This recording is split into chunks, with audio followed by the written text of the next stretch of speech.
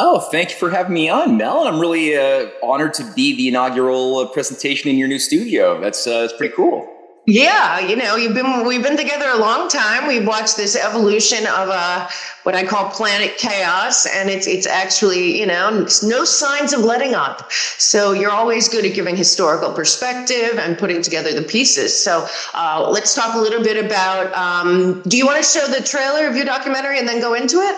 Yeah, let's do it. Let's do it that way. Let's show the trailer. It's a brand new. It's a 36-minute documentary. It's pretty short. It's going to be part of a series to try to help sharpen the tools of a lot of the patriotic Americans right now who need to get a better strategy for the battle, with a better appreciation for some of the lines of fight that Donald Trump had taken up, especially in regards to some of these frontier zones of energy, of Arctic development, space development that have been very much under attack for the past 60 years, especially since JFK was murdered.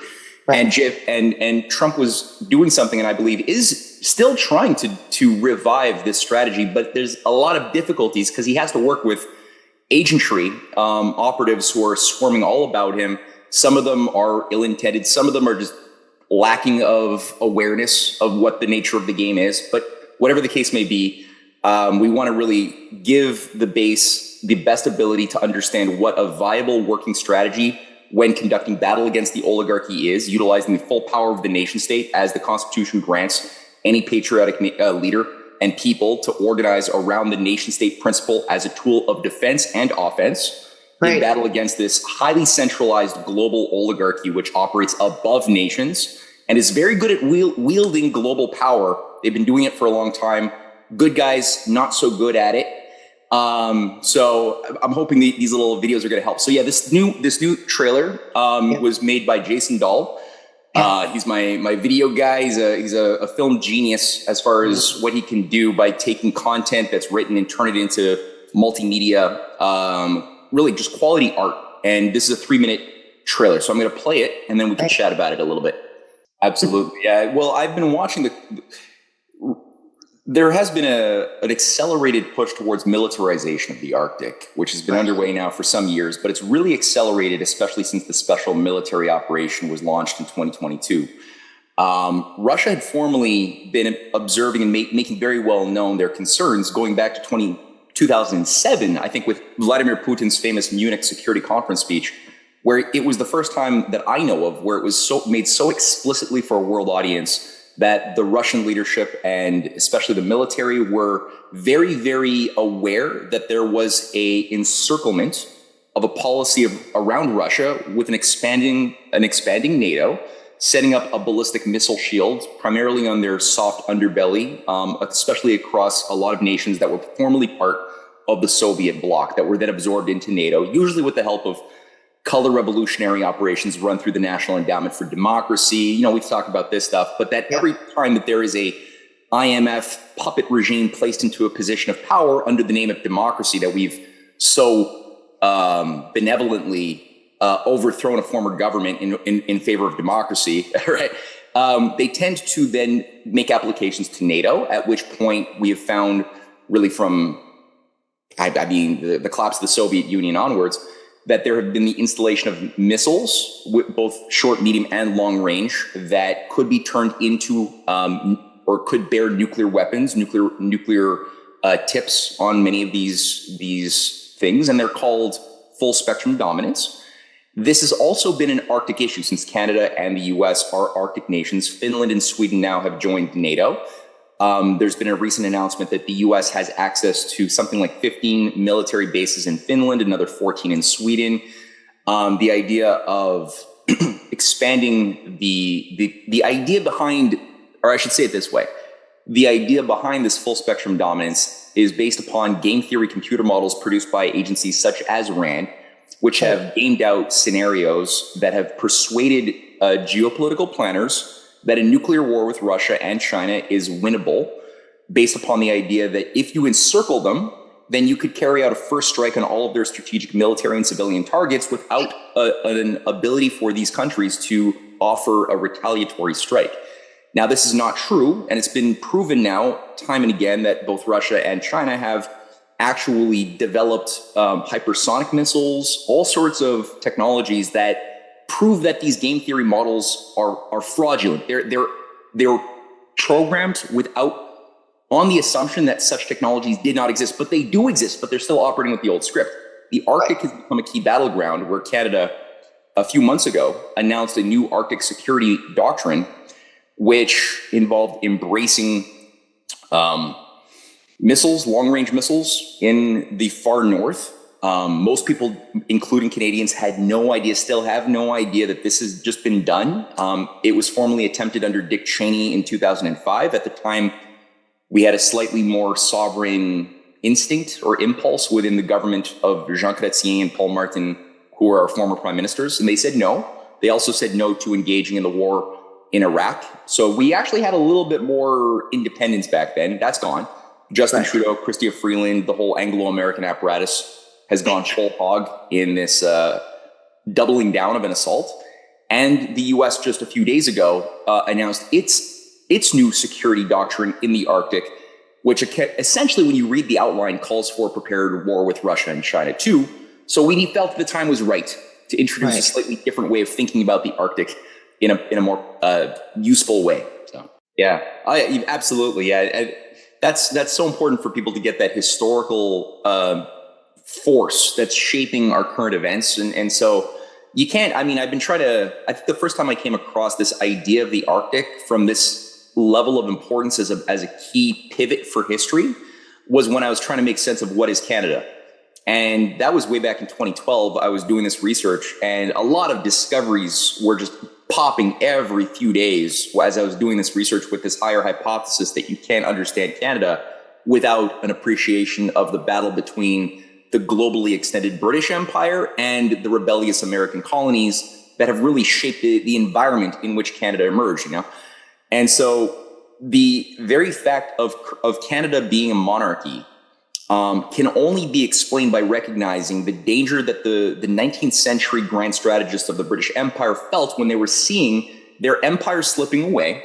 So the power of the British Empire through its banking system, the City of London, the British East India Company, which was sort of the paramilitary global physical arm of enforcement of the empire. People were wisening up very quickly.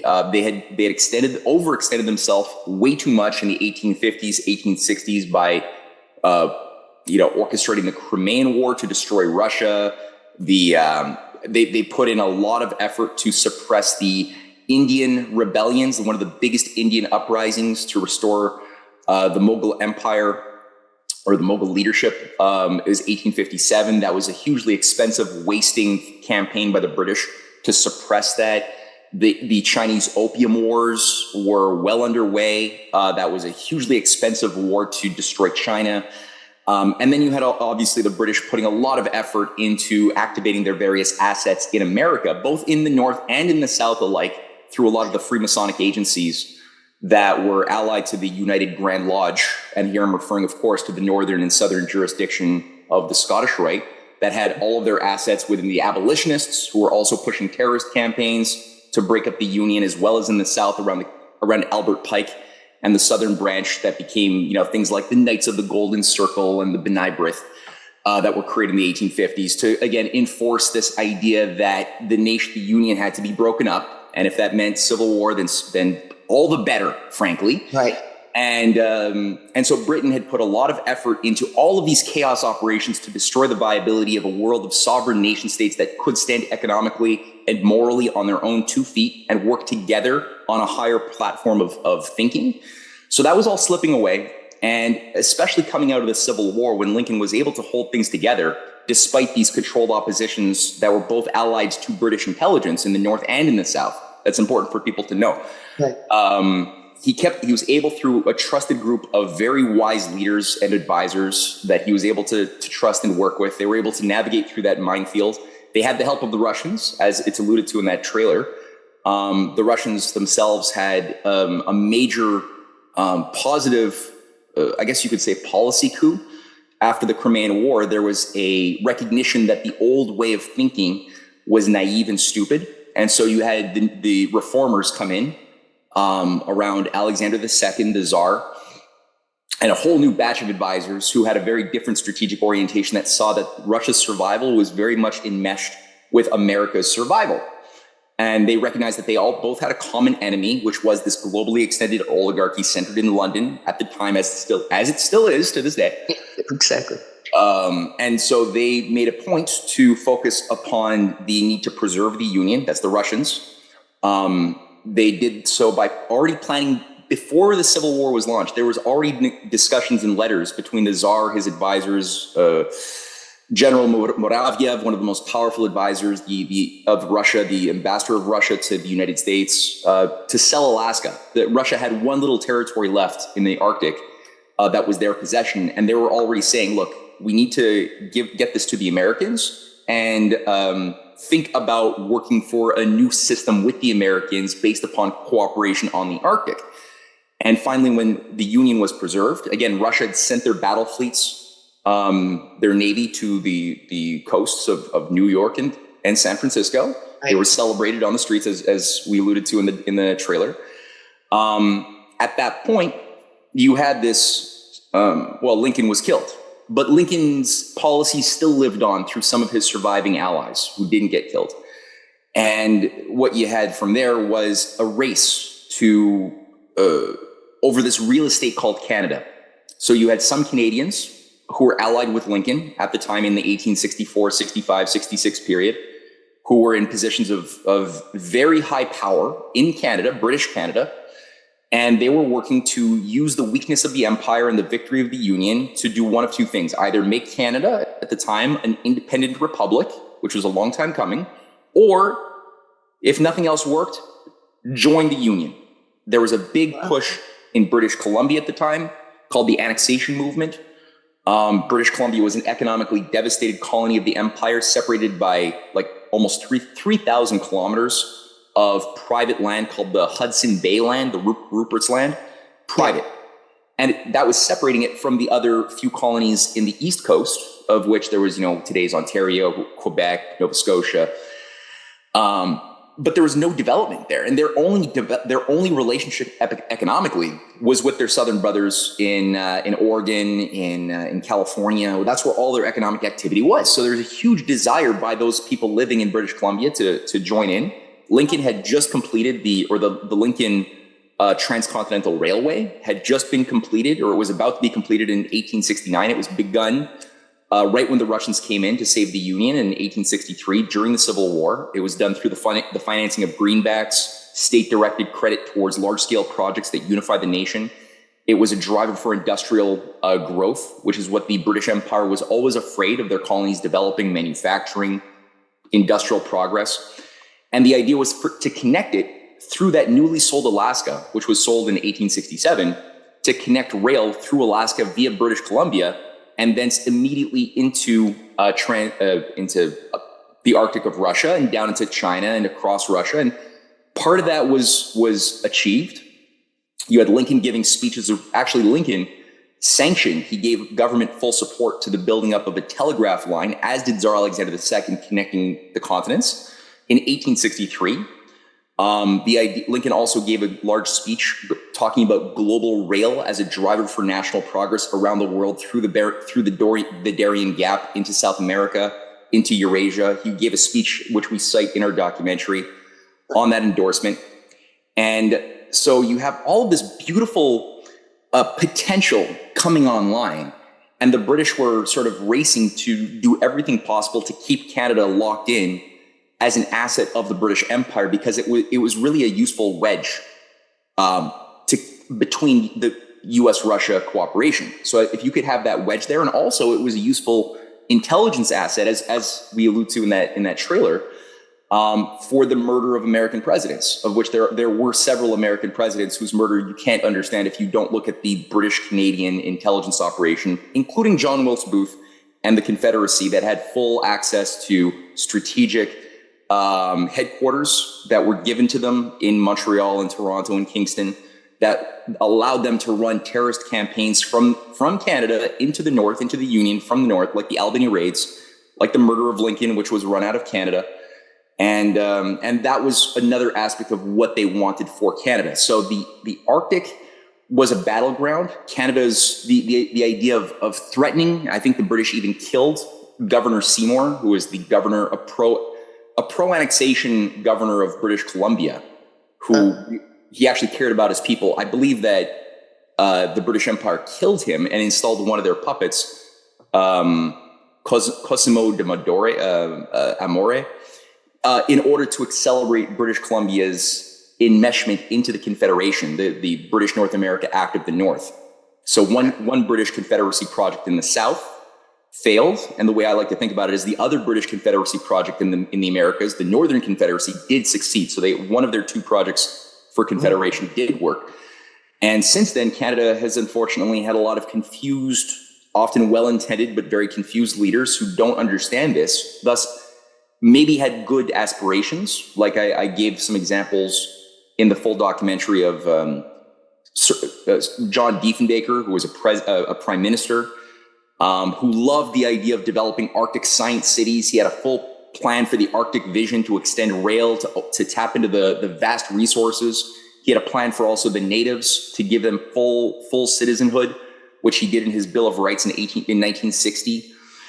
So he's a really good guy. He hated poverty. He hated the abuses of empire. He loved progress. He had a good vision in harmony with this thing that Lincoln and his allies in Russia were fighting for. But he was stupid because he loved the British Empire too. He believed the British Empire's propaganda. And so he prided himself on receiving briefings from Queen Elizabeth II on a weekly basis. And he thought this was the greatest thing ever. And he hated JFK as well because JFK was a Republican and had a very different and I would say better understanding of what the British Empire was. And they couldn't agree on anything when it comes to like philosophy or politics, though they both had a heart which was in harmony with the love of mankind, which makes it kind of tragic to see some of their inability to communicate. Right. And so as JFK was getting killed, Diefenbaker had no clue that there was a coup d'etat run by the same British Rhodes Scholars to oust him from power, which they successfully did the same year in 1963, that destroyed his Arctic development strategy.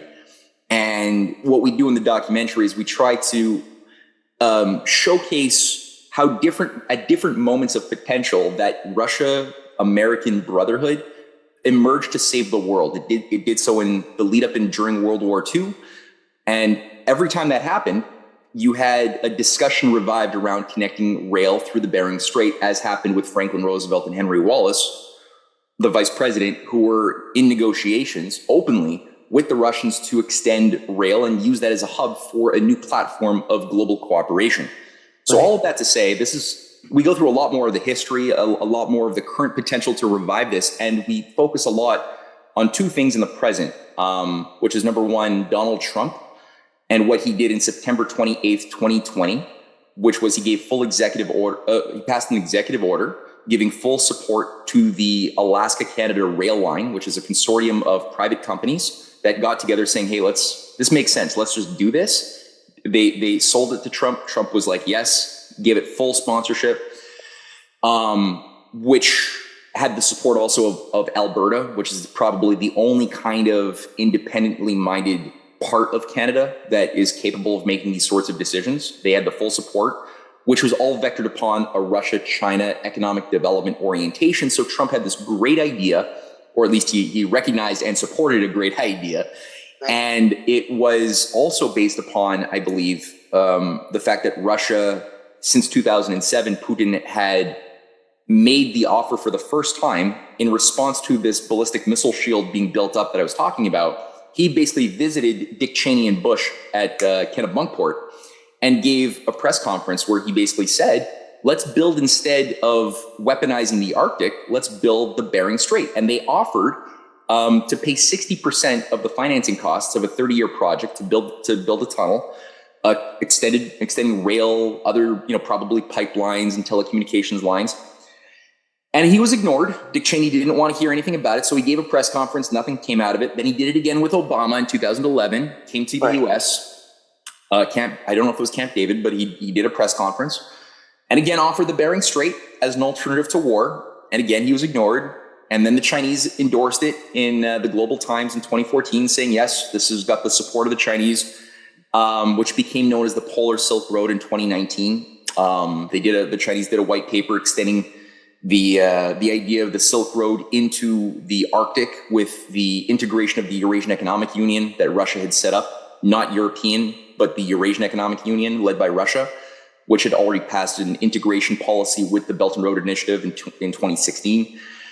So that is another offer that was made. And I believe Trump, this was a big factor in his decision-making during his first term regarding the idea of a U.S.-China trade reset based upon restoring protectionism. So everybody can use protectionism to develop their local manufacturing. This is exactly what Lincoln, McKinley did, what FDR did, what JFK did. It always works. This is why Project 2025 was created, to destroy any discussion of protectionism, which is embedded in Agenda 47 of Trump, which it's clear. It's all about building up manufacturing as the viable base of protectionism, the McKinley principle to have a nation. And Project 2025 came out of nowhere to infiltrate and subvert that by introducing globalization principles to undo any type of revival of this policy, which again was, I think, tied to very much an Arctic as a platform of cooperation. You're using too much common sense, Mel. That's your problem. That's why you don't get these smarties at Rand Corps. They don't get bogged down by this lowly populist common sense. They're too Why high. do we have to stay in a model that's so clearly failed? I mean, it's failed. I know. Well, it's really ivory tower, eh? Like, they're really committed to like, they're so detached from reality of themselves. They're detached from their academic conditioning has resulted in them living in this abstract universe that doesn't exist, that gives them no ability to tap into their own human sentiments, which some got crushed along the way as you rise through the ranks of the CFR and Brookings, and you're training your mind to simply adopt the thinking of experts who themselves are developing their expert opinion through computer modeling, which only has a small coterie of dishonest assholes controlling what data inputs and what program reads those data inputs, that ignore a lot of spectrums of reality, whether it's on climate or whether it's on health, whatever. The atom itself is modeled based on these same models that also shape the insanity of the economic system. It's all based upon probability theory. They don't believe in reality. One of the aspects, I think, of what has made us so psychologically inverted, I guess, is that the Rand Corps brought into policymaking a dehumanized, pure policy doctrine in the 40s. It began in the 40s. It got worse. I mean, JFK tried to resist this thing, but the idea of dehumanizing it was that human beings are emotional. We make personal relationships that are illogical because we're thinking about things that don't even exist, like honor and justice and dignity and God and soul. And, these don't mean anything because they can't be smelled or weighed or touched. So you can't plug that type of information into computer models. So we can't trust humans. We have to decontaminate policy from humans. And so this idea was pushed that these probability theory models, and Rand was the first to, I think, really introduce these cybernetics models that would utilize game theory analysis to, whether it was deciding what economic policy, what educational policy, what military policy, it fed into everything. Right. And the idea was, well, there is no reality because, they were using certain assumptions of the atom that were then being promoted by the Rockefellers in the 20s and 30s, which is that according to one particular method of looking at the atom promoted by some of these statisticians around Niels Bohr, they were and they never discovered anything. This school of what's called the Copenhagen School never discovered anything. And I'm going to get it back to the Arctic, I promise, but it's useful. Cool. They never discovered shit. However, they did like making models of what they thought the atom was. And they had certain assumptions with their method that, number one, presumed that there is no reality. There's no ontological reality, possible or knowable, because every time you try to visually see a photon or an electron, you change it because it requires that another photon slam into the electron in motion or the photon in motion and then bounce off of it to go into the apparatus, whether it's the electron microscope or whatever, to then be received by the eye of the viewer, of the observer, to then be turned into electrical transmissions into the brain that are then somehow identified as qualities, by a person. And that takes time. And then by the time all of that has resulted in information capture, you've already changed the velocity or the position of the electron you're trying to look at. And so based upon that simple fact of science, you try to look at a photon or an electron, you change it. They were like, well, thus, because we can't know such things in their pure pristine state, since the act of looking changes it, and then you have like different wave and particle aspects to a thing. If you frame a lab test one way, an electron can behave like a particle, or if you frame your test a slightly other way, it can behave like a wave. And so you had these, instead of actually trying to make discoveries, their view was that they cheated. They're like, well, the solution is there's no solution. All we can know is the science of maybe, of rolling of the dice. And that's kind of useful. We'll know that there's a 97% likelihood that the electron is going to be here in this shell versus the 2% chance it might be in this shell, or the 0.5% chance it'll be in this area. But you can't even say that it's impossible that electron won't show up from New York into Denver. You can't say that absolutely is impossible, because, or you can't say it's impossible that I might turn into a pink hippopotamus and jump out of and fly through my wall of my house. And you can't, if you go into this path, you can't say that is absolutely impossible. Nothing is impossible. And if nothing is impossible, then everything is possible. And if everything is possible, nothing is true. So at that point, all we have is models that play that game. And that's what they started doing to brainwash people to become like a respected academic or a leader within a think tank or somebody who's going to advise a government. You had to adopt all of the axioms, the presumptions of that new philosophy of reality. And they did it to extrapolating our idea of what the future is based on present trends in economics. So people started saying, the only way you can know about what the future is going to be economically is by, one, turning the economy into a gambling house, which is what they did under the deregulation after JFK and Bobby were killed. They basically said, okay, it's speculation that will determine value, not what you're building anymore. So we're going to detach the considerations of GDP or the behavior of the US dollar from reality. So we're no longer going to maintain or improve upon the infrastructure that we built up. That's going to be separate. And the new idea of value is going to be tied to making money with money, either finding ways of securitizing debts that can't be paid, or just taking the presumed value of what people want to pay for, whether it's a metal or whether it's oil was a big one on spot markets, and then gambling. But the people actually doing the gambling don't care about the oil. They have no connection to reality. They just want to make money. So it became just let's talk about the next quarter, or we'll have our forecasters like Alan Greenspan, who they called the Oracle, because he could read these mathematical models. Let's have them talk about next year's economic health based upon the extrapolation of monetary gambling trends into the future. They did it with climate science. We were closer to having a science of climate in the 1950s than we are today.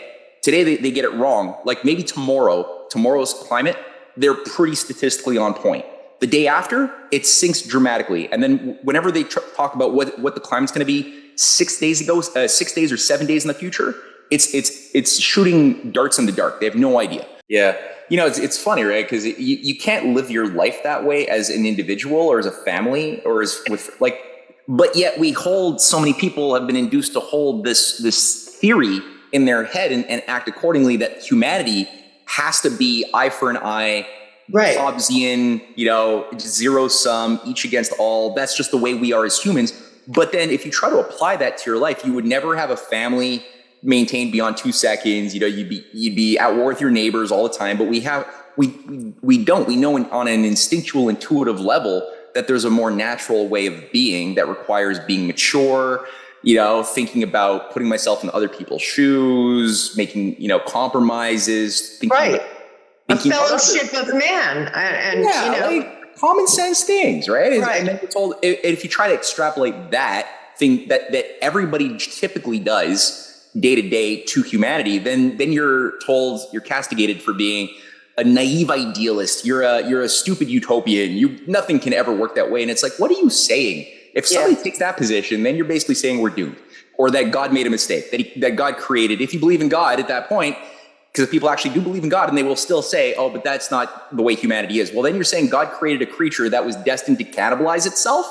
Right. That's a big mistake you're imposing on a God. That's quite a lot of hubris. So I would say maybe God is wiser when creation was made with certain laws about including ourselves as a very important part of that creation that could participate, discover, and act upon it. And I think the Arctic, and what you've pointed out is clear. I mean, it's very important. The agenda, this whole 30-30 thing, it's creation of artificial scarcity.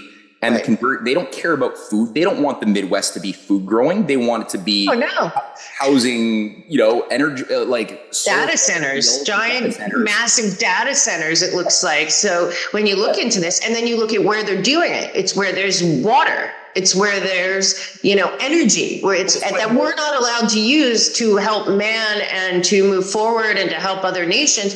They want to use it to run their control grid. I mean, that's just all that's coming down to me, is that so much money, trillions and trillions of dollars by the globalist billionaire oligarch, have been invested in this fourth industrial revolution vision, that the whole concept of human beings and humanity and fellowship and goodwill among men isn't even relevant in their fourth industrial revolution plans or Agenda 2030. It is all about isolating individuals and as much as possible, and keeping everything under hegemony and not endless problems. And frankly, I just can't believe that we're tolerating on planet Earth in 2024 anyone dying there's so much. The scarcity is fake. It's fake. So that there's anyone dying anywhere in wars over territory or energy. I mean, this is just so backwards and upside down that we have to keep talking about it. But there are solutions. And, also don't forget that ANWR, they shut down ANWR, and that was also going to be good for us for energy. And frankly, the people in Alaska are furious, but they don't have, there's been many things, but they've had this horrible Murkowski and terrible people up there. It's very, a mess. But, Alaska isn't being utilized at all as, just like they want to go, like I said, they want to all cooperate on the space station, but they can't on planet Earth. They're like, China and Russia and the US, they're all going to the space station. And you're like, well, why don't they do stuff here together in a way that's helpful to humanity? Well, there you find that on that level too, even the space thing, like the Biden administration just shut down, like they're cutting all of the frontier domains of research in NASA. That was the NASA lunar rover that was the most advanced rover ever made. It was already $500 million finished, and they just canceled it to cut $1 billion off the NASA budget that involves turning it into scrap metal. They've shut down the Lunar Gateway program, which is like consciously been sabotaged.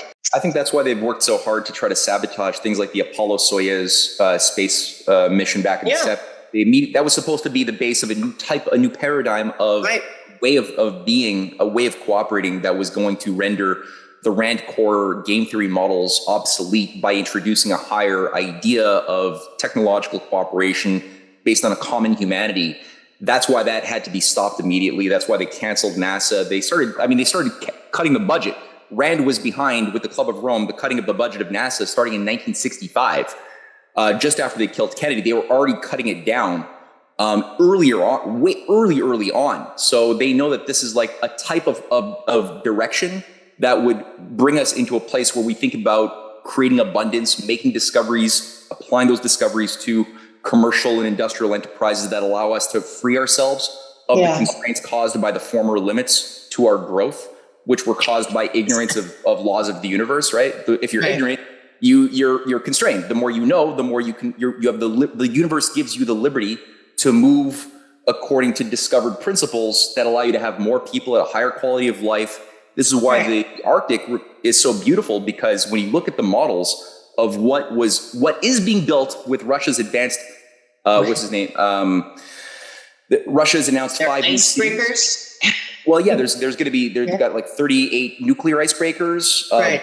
We have like 9, but 5 new advanced cities, rail lines that are going to be doubling up the Trans-Siberian Railway, which itself, keep in mind, was built up with the help of American engineers with Philadelphia rail locomotives in the 1890s that were traveling across Russia with the idea that the Trans-Siberian originally was going to extend through the Bering Strait as part of a new brotherhood, a new idea of what competition was. That was sabotaged by the Bolshevik Revolution that was funded by the same London Round Table that was behind the creation of the Federal Reserve, the CFR operation that they installed here that killed our presidents, that same thing that killed JFK through Montreal, Canada, that was interfacing with Allen Dulles and this whole Anglo-American intelligence apparatus in America. It's the same thing that's been trying to stop this, but it would be based upon nuclear power, because you can't do windmills and solar panels in the Arctic. The only thing that really is viable are different forms of natural gas, oil, but especially nuclear, especially if you want these dome cities that Diefenbaker was designing that would provide families all of the amenities of the comforts of Toronto, but in the Arctic, and it's doable, totally doable. You'd have to like reevaluate what the idea of energy is in the first place. You could have it literally too cheap to need it if they didn't sabotage the type of fusion energy programs that John F. Kennedy was endorsing, both for propulsion in space, for plasma or nuclear fission fusion propulsion systems that were being invested in by the U.S. government, like NERVA, but many others. Russia's the only nation currently doing it with China. They're the only ones investing in propulsion with nuclear and ionic propulsion. We should be doing that. I mean, there's no peace I'm seeing there at all. No, there's none. It's really a dark age ideology that is animating this thing, and sure enough, yeah, like it's the cybernetics, because at the heart of the new sort of transhumanist religion, which is sort of the elite. It's a retort. It's a tweaked eugenics. It's just rebranded eugenics. Right. Yeah. And it took on it was rebranded with the help of a new science of control that was, I don't think it was never a science, but they called it that came out of World War II through the studies of Norbert Wiener, John von Neumann. These were people who were students of Bertrand Russell. And the idea was cybernetics. So that's what they created, cybernetics, the system of feedback loops controlling all systems, or presuming that all systems, which are basically any one thing that has moving parts as a system, a solar system, a leaf, a cell within a leaf, it's all a system because it has moving parts that it exists for a purpose. It was a way of thinking about systems imposing presumptions that were never true, such as entropy, the second law of thermodynamics, which itself presumes that all systems are closed, kind of like the engine of your car. And that because they're closed, they will always use up more energy than they create, resulting in what's called a teleological pull towards a heat death. Everything is being drawn towards increasing entropy, which means in fancy terms, less ability to make changes. There's over time increasing chaos, which is another, in their language, it's just increasing rates of lower and lower density of singularity. So we had low entropy, as they say, at the Big Bang, which I would say never existed. There was no evidence that there was a Big Bang as such, the way it's being told. By that, I mean a point before which there was nothing. Right. And everything came out of nothing and is expanding into nothing. Like, that is just intellectually incompetent but they made it sound scientifically viable. Right. By extrapolating it. Again, they took a linear extrapolation of one interpretation of redshifts of other galaxies. And then they said, well, based on the interpretation that this is a sign of the velocity of these things moving away from us, a la Doppler effect, we can extrapolate inversely where all of the things were conjoined together at this point mass of infinite density of very low entropy that blew up for whatever reason. That resulted in the creation of everything unfolding and slowly moving like a heat engine in a car, which is running slowly towards heat death, where there won't be anything happening very, very high entropy. And so they said that that's the way to look at human systems, economic systems. Everything is a race, because what accounts for the facts are, when you look at the evidence, there's today 8 billion of us that living at a much higher average standard of living than we were a century or 2 centuries ago. Right. So there's the only evidence we see visually, ironically, this is where I'm saying like theory and reality break down. They're so committed to their theory that they don't even acknowledge reality. Right. It showcases that we are anti-entropic. We disobey that law of the heat engine based on our very existence today because we discover laws of nature. Nature without humans, when you just look at ecosystems, they are also anti-entropic. We could find a moment in fossil records where there was no evidence of very interesting life and probably at some point no material life at all. And so coming out of these simple-celled amoebas, we have a process of higher ordering living processes all of a sudden generating photosynthesis all of a sudden that interacts. It's like a molecule that just appears on the scene that allows the transformation of solar energy into useful work to break down sugars and create oxygen. And then from there, you have higher ordering living matter in the form of like eventually mammals start coming around that can express higher sentiments that you don't seem to get so much in lizards. And then out of this process, I was just like, there's clear design everywhere you look with an idea of moral perfectibility. There's an idea of things are moving for a purpose. And it's not that we're chaotically just an accident of like some primordial soup that just spilled, got hit by electricity, and all of a sudden there's human. It's like there's clearly a purpose for our ability to take joy also in music, to resonate with frequencies, to have the golden section in painting that enlivens our souls, that gives us an ability to be inspired, to transmit, to resonate with the universe and to God's creation. So all this stuff is not something that Randcore statisticians, it's been cut off from them. Maybe when they were babies, they got more cuddles, more loving hugs and nurturing, they would have maybe had access to this, but they, for whatever reason, the school broke them. Well, and just on that point, that is part of the cybernetics formula, is you compartmentalize a system so that no part of the system knows what the other part is doing, except for a small vetted grouping of initiates within an executive branch who are permitted to see the whole, but most people are not allowed by design, like you just said. I think that Trump, would definitely resonate to would be what he was already doing. I don't know if he appreciated the strategic value and the level and depth of fear it struck into the hearts of his enemies and all of our enemies, as far as what that meant. I don't know if he understands that level of it, or if he just saw, hey, that's a good idea, let's do that. I don't know. But I would say that when you look at the Alaska-Canada rail line that he endorsed and gave full sanction to, that is what the Albertans need. Right now, that's the weak chink in the armor of British Canadian deep state control is Alberta primarily, Saskatchewan kind of. Other than that, it's very tightly controlled. So there is currently leadership in positions of elected authority right now in Alberta who can't do it by themselves. If they get a federal authority to the southern border, who can give them the type of oomph, the support that they need to activate this discussion once again around building this rail corridor, it would change a lot of things. And I think you've got a hunger for people. Most of the indigenous people living in the Arctic, they are not happy with the abuse that's been given to them as far as how the empire has used them as human shields to just prevent development and to keep them in little invisible cages with no economic opportunities. That's why there's such a suicide rate, drug use, school dropout, because they have no future and they only get benefits to the degree that they stay within their little invisible reservations. So as soon as they leave and try to have a life outside of that, then they get cut off of everything. So it makes it very difficult for people.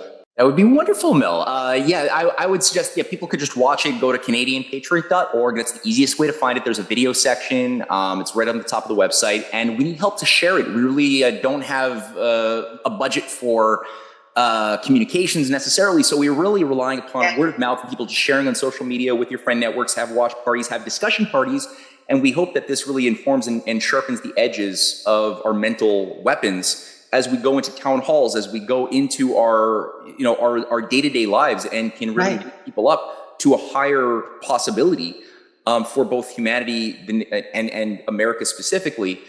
Pertaining to ideas that do scare the oligarchy. The oligarchy does have weak spots in there. It's a Goliath, but they have their weak little parts there. And this is one major one. And in future documentaries we're going to continue to do, and Cynthia's doing her energy series too, which is really useful.